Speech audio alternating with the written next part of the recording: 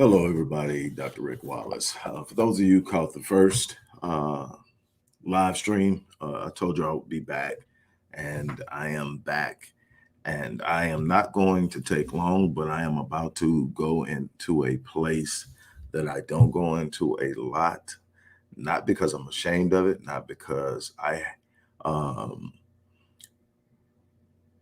the reason I don't go there is I'm a firm believer that one of the ways that you are unable to overcome the past is by continuing to live in it, good or bad. I think that you have to take the lessons and keep moving.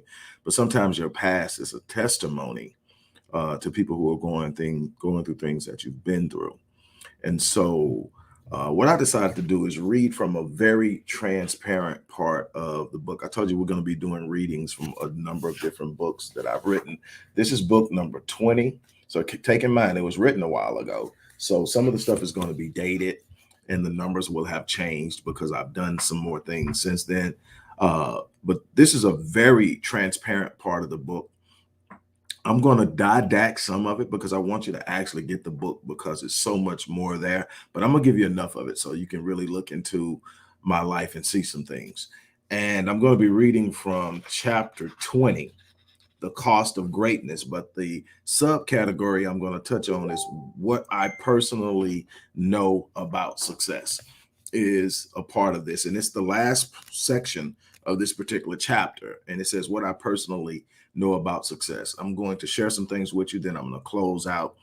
And I hope that this book blesses you. If you want to get the book, the link is in there. Also, I'm going to tell you about something else special going on right now. But let me take you into a part of my life that people know about because it's not the first time I've talked about it. I've shared it numerous occasions. I talk about it when I speak.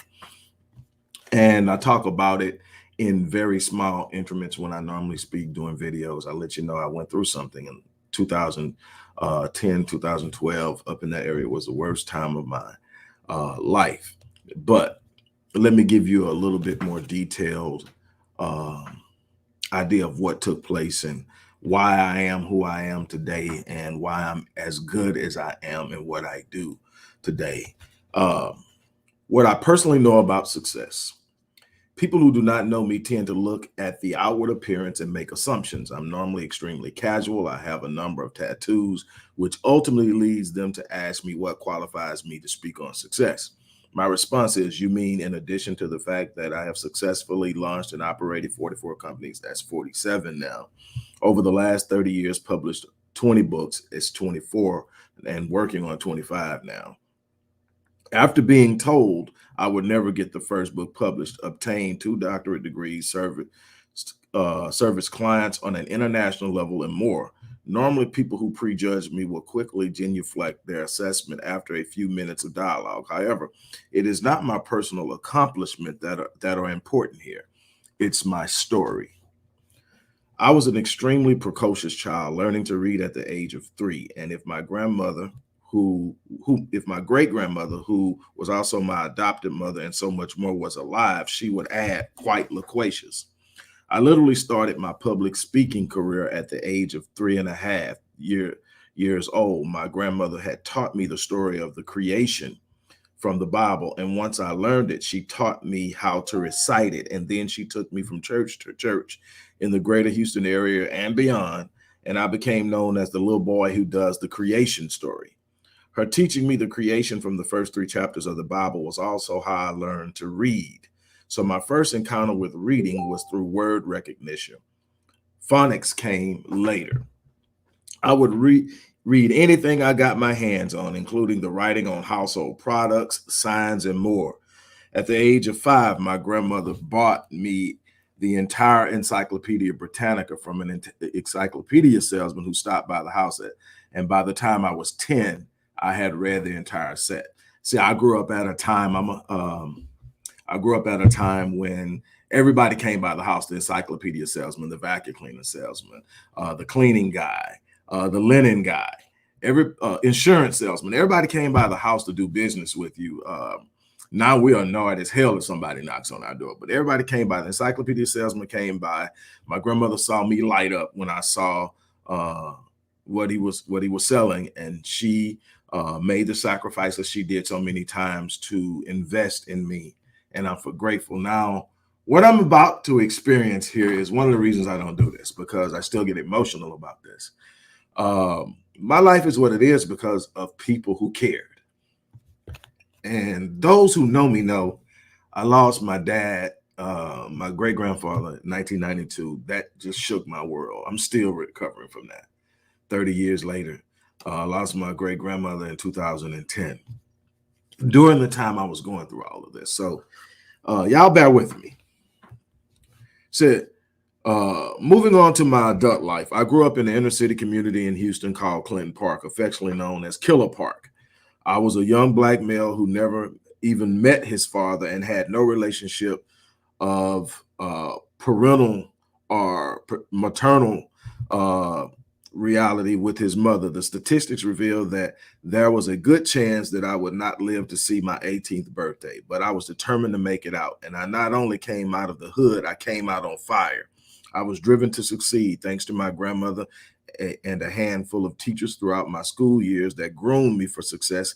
I had no concept of the idea of ultimate failure. It seemed that the universe had been programmed to respond to my every whim.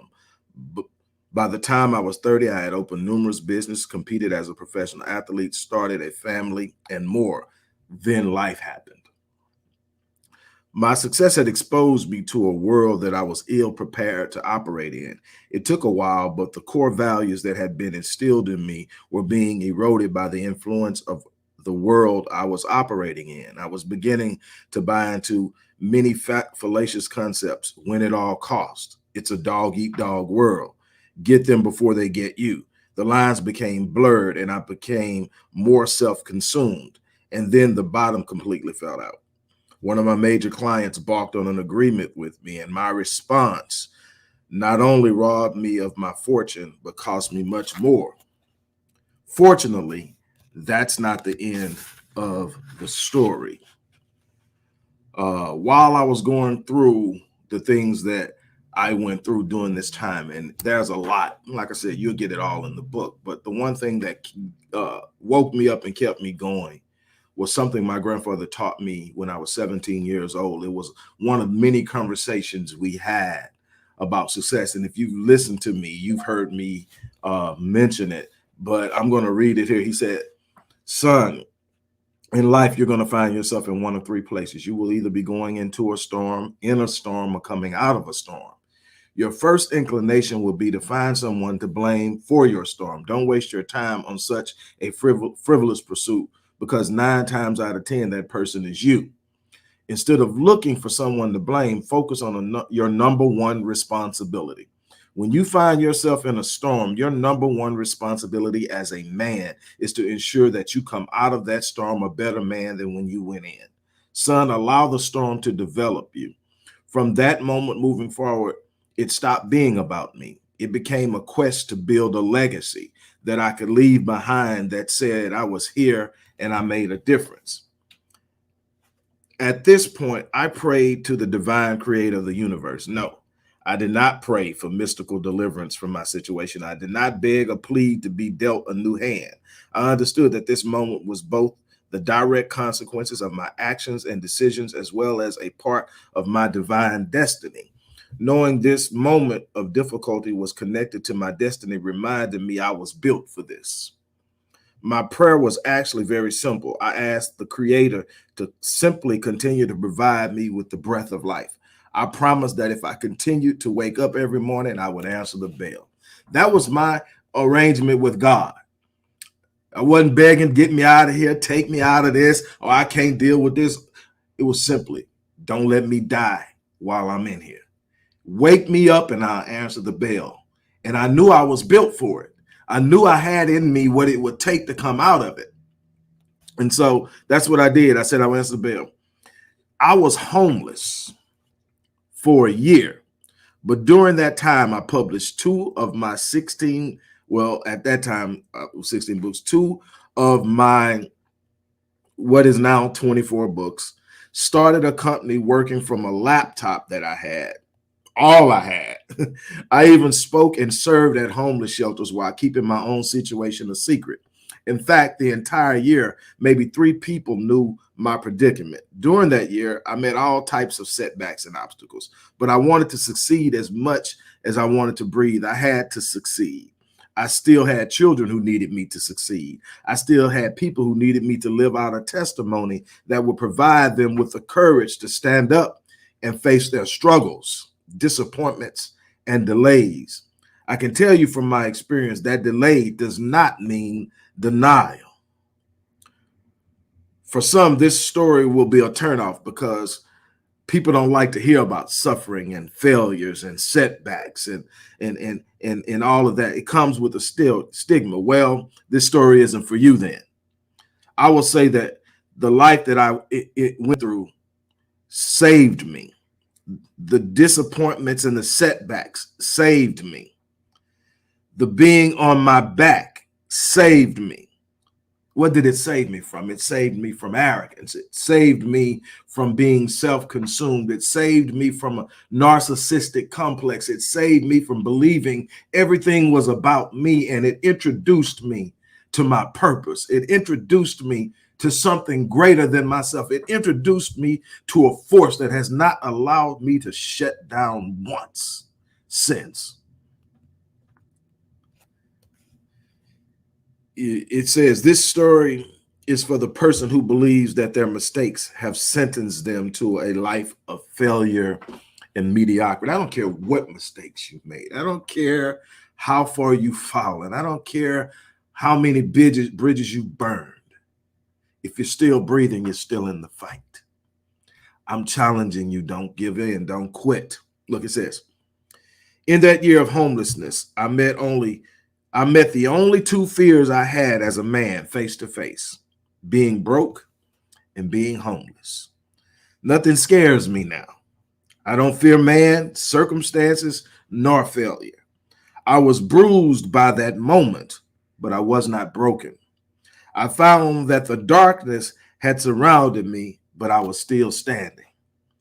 It has been over 10 years since the darkness rolled into my paradise, and I'm now the founder and CEO of an enterprise that owns and operates 8 different companies, including a media company, business consulting firm, a life empowerment company, and more. I have published more than 20 books, hundreds of academic papers, produced nearly 20,000 prose articles on multitudinous topics for many clients as a content creator.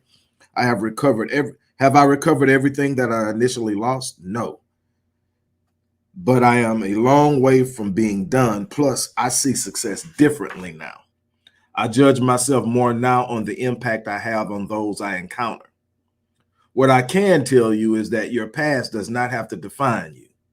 You do not have to mortgage your future to pay for your past. You do what you want to succeed. If so, no, I'm sorry. It says, do you want to succeed? If so, it is time to get up, dust yourself off, and determine that you want to succeed as bad as you want to breathe. Now go make it happen. Man, it always brings back memories. I decided not to fold.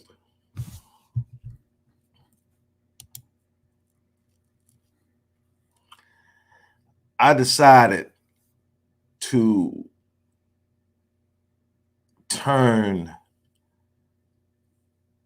tragedy into triumph. And I know that sounds cliche-ish, but you're going to have to learn how to transform the darkness into a force of light.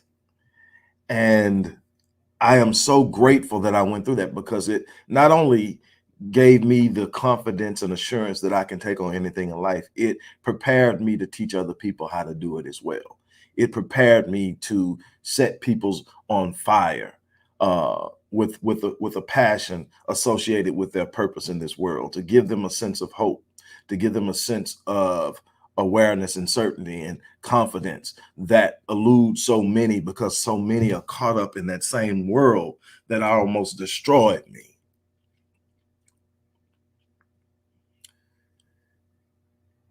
Don't mortgage your future. to pay for your past. If you want to get the rest of what's in that book, the link is in the description box. And finally, I want to tell you about something else. One of the programs that I created a few years back that I am absolutely enjoying is the Rapid Change Breakthrough Session. It's a 1-session encounter with yours truly, where you have a moment where we literally look at where you're at, look at where you want to go, ask some questions, answer those questions, develop a plan, do a DISC assessment, and literally initiate your vision and your dream and send you on your way. One encounter. It's called a Rapid Change Breakthrough Session. It's literally the creation of a moment of breakthrough where you break through the boundaries of your thinking, break through the boundaries of your limitations, break through the boundaries of negative anticipation and speculation and all of that stuff that holds you back, and you literally break through into an idea and thought process that leads you to unimaginable ends. And I have done so well with that. I have unbelievable results. 99.9+% of the people who have participated in this one-on-one encounter have rated it as above satisfactory. And the only person that didn't was a person that said it was satisfactory. I got what I came to get. But everybody else said I got more than what I came to get. And the link to that is in the box. The good thing is we are observing Black Friday, Cyber Monday, Cyber Week, whatever. And so for now, the price has been cut in half. I normally charge $350 for that one breakthrough session. It is now $175. And also, here's the thing. Anybody who signs up within the next 24 hours gets critical mass as a bonus. So you don't have to buy the book if you're going to sign up for the course. The book will come with the course. And like I said, this is 360 plus pages of nothing but power.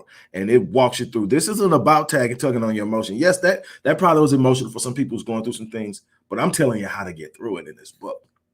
It's not the same as working with me, but I tell you what, if you're a book reader, it's going to really set you on fire. I can tell you that a number of my clients have come to me after reading this book because they applied what was in the book and got results and figured, man, if I can get the results from reading the book, how much can I get from actually working with him?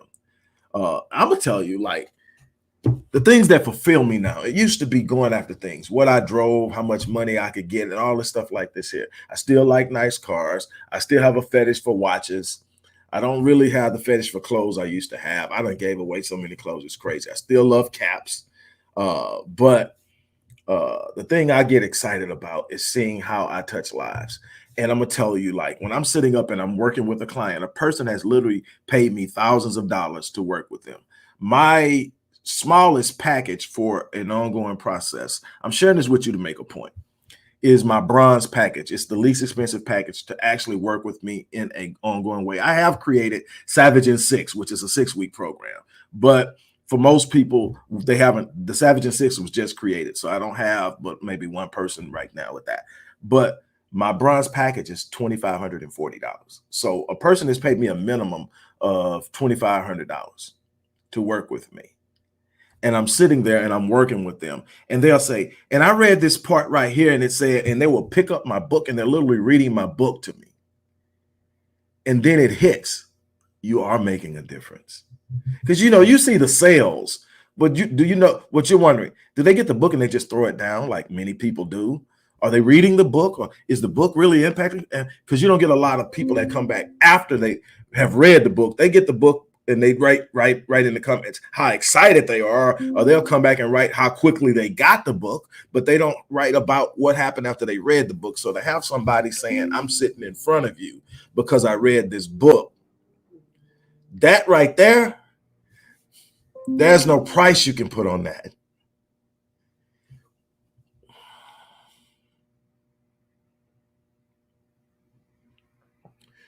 My grandfather told me, son, fill your space. I said, Dad, what do you mean? He said, never walk in a room and leave the people in that room the way you found them. Say, and never walk out of a room having taken more than you left behind. Says nothing wrong with charging for your gift, but make sure what you give for what you charge is more in value than what you're taking away. And you'll never ever leave people the same way you found them. And when someone sits up and they're reading that book and they're telling you, well, this happened and that happened, and then it's okay, I'm filling my space. And here's the thing, though, I'm gonna leave you with this. As much as I'm filling my space, I am not close to being complacent or satisfied. We are going into 2022 full steam ahead. My goal is to change the lives of 1 million people in 2022. And I am starting now, building the momentum, creating the programs, introducing the program, bringing people in. I'm telling you, you are here to change lives. How you fare in this world, how you live in this world, your lifestyle actually will be a product of you changing lives, providing people with what they need, providing people with what is so important to them. The depth at which you do it is going to be up to you, and the reward that you receive will be in direct correspondence to the depth at which you do it. But you can change lives, and your life will be everything you want it to be in the process. That's something it took me a while to learn. It took me falling on my back to realize I can have nice things and still, just really just be an impact. Because at the end of the day, that's all I get to take with me is my legacy. That's the thing that will speak of me long after I'm gone. It won't be how many cars I had in the driveway. It won't be how many zeros were in the bank account. It won't be how many square feet was in that house. It won't be any of that. You know what it'll be? You know what it'll be? How many lives did you change? How many people are walking about talking about this man that I met, Dr. Wallace, or this man that I met, Rick Wallace? Oh man, I'm so glad I knew Rick. Whatever level we engage on, I want to leave an impact in your life so powerful that you share it with other people. And here we go. I know I said I was done, but I told myself a long time ago that I wouldn't just affect lives, I would infect people. I would infect them. I would infect them with passion. I would infect them with my faith. I would infect them with a sense of urgency. I would infect them with a sense of self-confidence. I would infect them with all the things that were driving me. Why? Because when you infect someone, you're talking about something that's contagious. It's a contagion. It's meant to be spread. It means that they leave you not only taking what you gave them, but they have the capacity to take it to someone else. So they go through, and the fire that you plant inside of them, they take it to someone else and they infect them. And then that person infects someone, and so on and so on. And you look up and you've changed lives of people you've never met before. If you're not on fire about changing lives, let me tell you, I'm trying to save you from bumping your head and running into a wall, falling off a cliff and running and landing in a valley. I'm trying to tell you that if you learn this right now and you start to change your life, the money will come. The accolades will come. And what you'll find out is when it comes, it's like, yeah, it's good to have. Definitely want money. You don't want to be in this world without it. But is that really what fulfills you? I'm going to tell you. Watching a child smile fulfills me. Being able to look at my wife and say, hey, look at what we're doing in changing lives, because she's changing lives too. Unbelievable story she has. We got to get her on and let her talk. But, to look and watch her smile, to watch our children smile, to watch our grandchildren smile, to watch all of the people that I come in contact with have a different glow when I leave.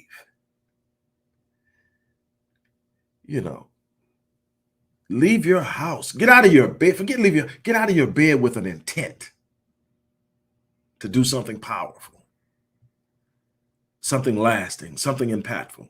That's my challenge to you. So if you want the book, go get the book. If you want to take it a step further and do this rapid change breakthrough session, you're going to get a free disc assessment. That alone is worth the $350 that I charge. And you're going to get all of that for $175 plus the book, plus Imagine what we're doing right now. Imagine that one-on-one and it's just me and you talking about you.